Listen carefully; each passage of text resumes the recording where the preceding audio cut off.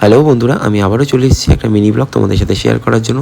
দিনটা খুবই সুন্দর ছিল, যেহেতু পুজোর ওয়েদার। তো তোমরা ভিডিওটা দেখে বুঝেই গেছো, সেই ছোট্ট দুর্গা সাজানোর মেকওভারের একটা ভিডিও, আগমনী মেকওভার বলতে পারো।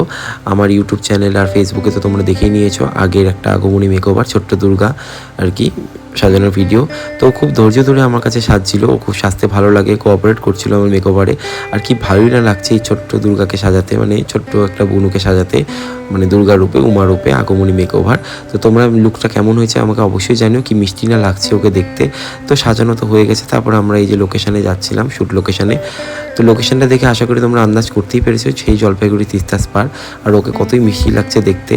তো আমার সাথে একটু ক্যামেরা পোজ দিয়ে নিচ্ছিল, তারপর এই যে শ্যুট শুরু হয়ে গেল। কাশবনে চারিদিকে ভর্তি লোকেশানটা। আমার সাথে এই যে বললাম যেটা ক্যামেরায় পোজ দিচ্ছিলো, খুব দুষ্টি মিষ্টি লাগছিলো ওকে।